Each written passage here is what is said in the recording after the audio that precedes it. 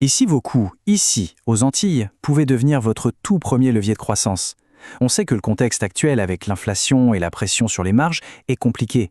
Justement, transformer la gestion des coûts, ce n'est plus une simple option, c'est devenu une véritable nécessité stratégique. Alors, commençons avec un chiffre qui interpelle, tiré d'une étude de Gartner, 11%. Oui, seulement 11%. C'est la part infime des entreprises qui arrivent à rendre leurs économies durables. Pour toutes les autres, les efforts finissent par s'évaporer en moins de 3 ans. Est-ce que cette situation vous parle? Cette frustration de faire des efforts pour réduire les coûts, sans voir de gains réels sur le long terme, c'est un vrai signal d'alerte. On va plonger dans les raisons de cet échec et surtout voir comment y remédier.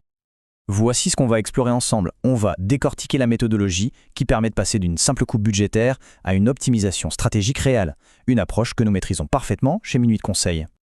Bon, avant toute chose, il faut comprendre le piège fondamental dans lequel tombent énormément d'organisations. C'est là que tout se joue. Le changement fondamental, il est dans l'approche. On ne se contente pas de sabrer dans les dépenses. L'idée, c'est de réallouer intelligemment les ressources pour créer une valeur qui, elle, sera durable. Maintenant que les bases sont posées, voyons comment on fait pour débusquer ces fameux coûts cachés, ceux qui plombent la rentabilité sans qu'on s'en aperçoive forcément. Pour ça, on utilise un outil très puissant, le concept de coût de la qualité. Attention, il ne s'agit pas d'investir plus dans la qualité, mais de mesurer le coût de l'inefficacité. En clair, tout ce qui est payé parce que les choses ne sont pas bien faites du premier coup. Et tenez-vous bien, les études montrent que ces coûts liés à la non-qualité peuvent représenter jusqu'à 40% du prix de vente d'un produit.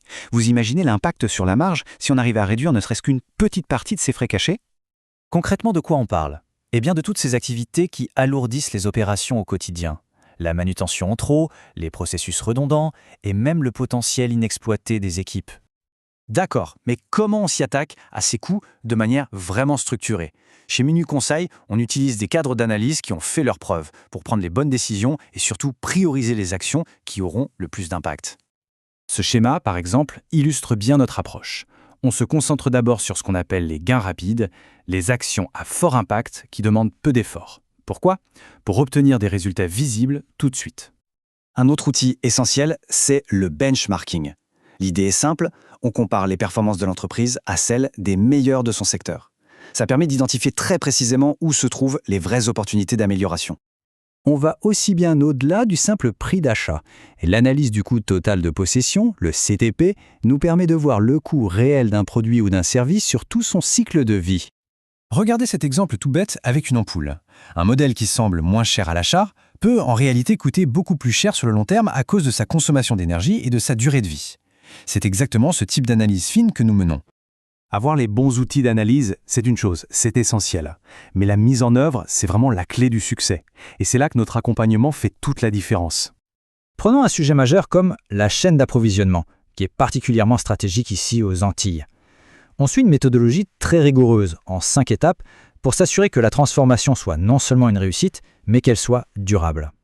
Et un facteur clé qui revient systématiquement, c'est la collaboration.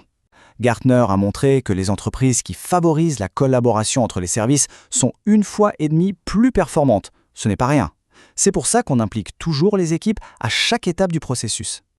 Parce qu'au final, notre objectif ultime, c'est d'ancrer une véritable culture de la maîtrise des coûts dans l'organisation. Il faut que l'optimisation devienne un réflexe, une discipline continue. Concrètement, ça veut dire créer un environnement où chaque personne dans l'entreprise se sent responsable et motivée pour identifier les gaspillages et proposer des pistes d'amélioration. J'aime beaucoup cette citation. Elle rappelle que l'optimisation des coûts, ce n'est pas juste faire des économies. Le but, c'est de libérer des ressources financières pour pouvoir investir dans l'innovation, dans la croissance et dans la pérennité de l'entreprise. Par exemple, en intégrant des solutions d'intelligence artificielle pour mieux anticiper les besoins logistiques. Alors pour conclure, la vraie question à se poser est la suivante.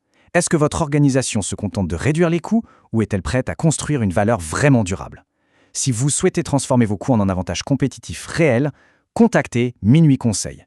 Réservez un diagnostic gratuit directement sur notre site web. Parce que chez Minuit Conseil, chaque euro compte et surtout chaque décision compte.